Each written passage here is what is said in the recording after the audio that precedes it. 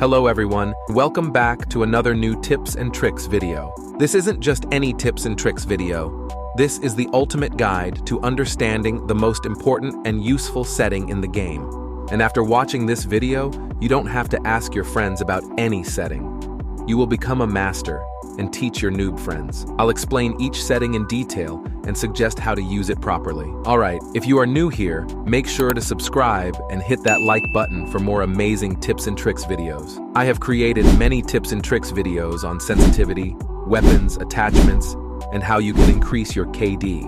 You can watch them after this video. Alright, let's start our today's video.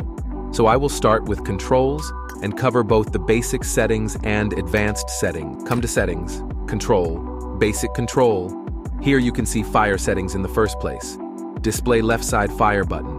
Look, generally we have two fire buttons, one on the left side and the other on the right side. When set to always on, your left side fire button will show always. But when set to scope on, your left side fire button will show only when your scope is on. Or when set to disable, your left side button will be disabled. Let's move on to our next setting, which is bolt-action rifle and crossbow firing mode. Here, if you keep it on tap, you can fire by tapping your fire button. When set to release mode, holding the fire button will open the scope. Once you release the fire button, you'll immediately fire the shot. Many pro players use this release setting for quick sniper shots like this. Our next setting is shotgun firing mode, which is the same as the previous setting, but for the shotgun. Let's move on to scope settings. Here we have 5 settings related to scope. Let's discuss scope mode, which offers 3 settings: tap, hold, and mixed. When set to tap, your scope will open with a single tap on the scope button. When set to hold, your scope will open by pressing and holding the scope button, and it will close immediately when releasing the scope button. When set to mixed, your scope button will open either you hold or tap it. It means when you hold, it will work as a hold setting, and when you tap, it will work as a tap setting. Camera rotation while ADS. When enabled, you can rotate your camera and adjust your aim by clicking and holding the scope button. When disabled, you can't rotate your camera and adjust your aim by tapping and holding the scope button. Quick scope switch. When enabled, you can switch your scope on screen. When disabled, you have to open your bag and switch the scope. I will suggest you set it to enable to change your scope quickly. Focal length adjustment. When set to tap, you have to tap on this button and adjust based on your needs. When set to hold, you can just hold and swipe down or up to adjust your scopes, which is fast when compared to the tap setting. Alright, let's move on to peak settings. If enabled, the peak button will show on the screen. If disabled, your peak button will not show. Peak mode. When set to tap, you can peek by tapping on the peak button. When set to hold, you can peek by pressing and holding the peak button, and as soon as you release the peak button, you can stand straight. When set to mixed, then you can peek either you hold or tap it. It means when you hold, it will work as a hold setting, and when you tap, it will work as a tap setting. Peek and open scope. When enabled, you can peek and also open scope when you tap the peek button. When disabled, you can just peek when you tap the peek button without opening the scope. Camera rotation while leaning. When enabled, you can rotate your camera while peeking. When disabled, you have to peek once and click again to rotate your camera.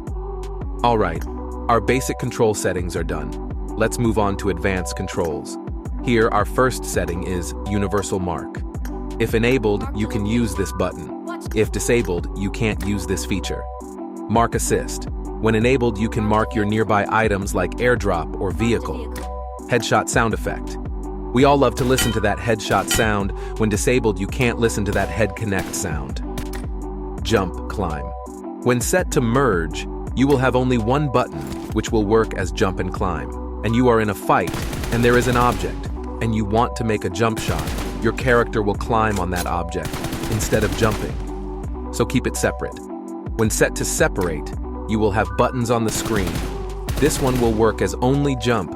You can't climb over an object. And this button will work both. If there is nothing to climb, you can jump. If there is something to climb, you can climb. Merge, crouch, and prone. When enabled, your prone button will be removed from the screen, and when you tap the crouch button, you can crouch, or when you hold the couch button, you can lie prone. When disabled, you will have a separate crouch and prone button. Quick throw. When enabled, tap and hold on the throwables to throw. When disabled, you have to select throwables and then press the fire button to throw.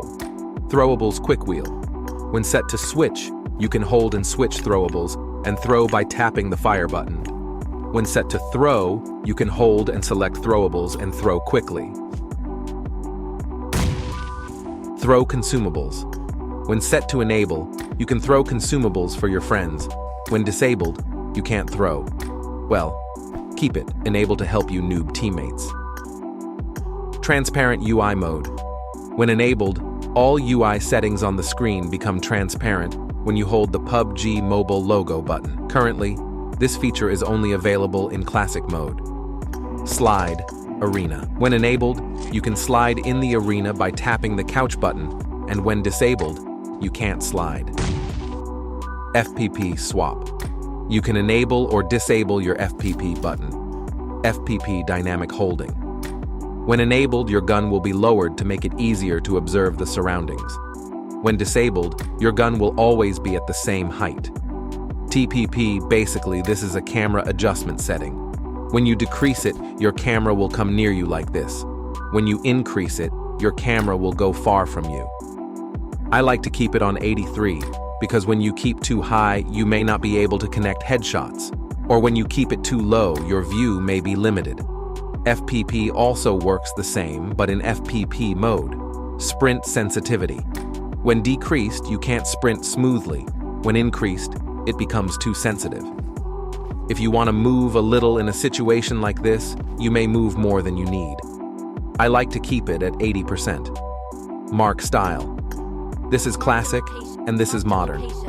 When set on classic, it blocks the view of the enemy, so keep it on modern. Sprint interrupts peak mode. This is a new setting, it came in the new update.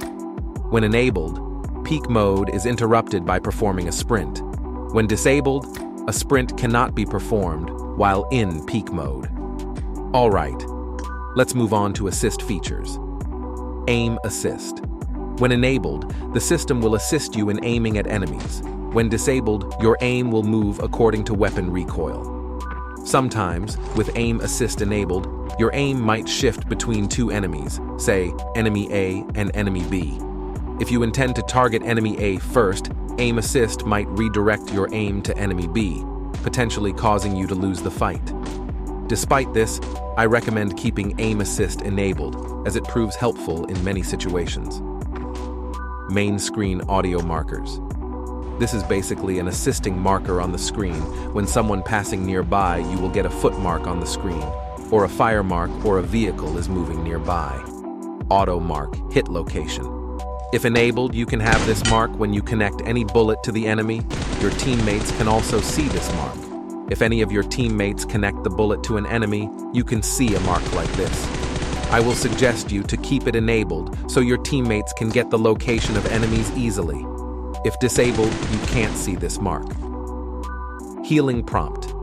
If enabled, the system will recommend you to use healing items based on your health loss. Like if you lose more than half, the health system will suggest you use a health kit, then it will suggest some consumables. When you lose a small amount, the health system will suggest you use bandages. Continuously use bandages. If enabled, bandages will be used continuously. If disabled, bandages will be used one by one. Auto open doors. When enabled, as you walk through the door will open automatically. If disabled, the door can't open. You have to click the open button on the screen. Blocked sight warning. When enabled, you will see a red mark on the screen when you go too close to an object. When disabled, you will not see any warning on the screen. Horizontal swipe acceleration. When enabled, the faster you swipe the screen horizontally, the faster the camera will move. When disabled, the camera speed is fixed. It doesn't matter how fast or slow you move the screen horizontally. Match auto message. When enabled, system will automatically send some messages, like when you get knocked, it will say help, or when you get revived, it will say thanks. When disabled, these messages will not be sent automatically. Hold to open map. When enabled, you can hold the map to quickly see the map and release to close the map. When disabled, it will work as tap. Show a throwable trajectory line. When enabled, you can see a trajectory like this. This will assist you in throwing grenades or melee. Auto-equip melee weapon. Put away firearms. When enabled, if you put away your weapon, the melee weapon will automatically equipped. When disabled, if you put away your weapon, you will be unarmed. Default melee weapon carried. When you jump from the parachute, you will automatically have a melee weapon with you. I like to carry dagger because of the high damage. Reload interrupt method. When you are in a fight and you accidentally click reloading, and now your enemy pushes at you. So instead of changing weapons, you can understand this setting. Look, there are 3 settings. When set to fire interrupt, your reloading will be cancelled when you tap the fire button. When set to reload interrupt, your reloading will be cancelled when you tap the reload button. When set to mixed interrupt, your reloading will be cancelled when you tap either the reload button or fire button. So I will suggest you to set mixed interrupt. Auto jump. When enabled, you can mark the location where you want to land and set it to auto jump. The system will automatically take you there. Tap to mark your location. When enabled, you can mark on the screen to mark wherever you want to go. Default parachute follow. When enabled, the system will assign you or your teammates to parachute jump leader.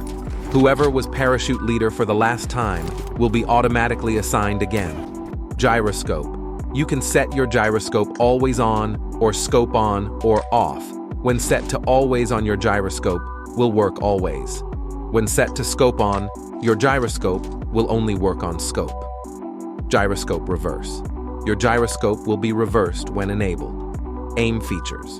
You can enable this feature to use something like this, which is basically not useful in games. I suggest you not to enable this feature. Alright guys, finally we completed both basic and advanced settings. I hope you understand. If you have any questions, comment below.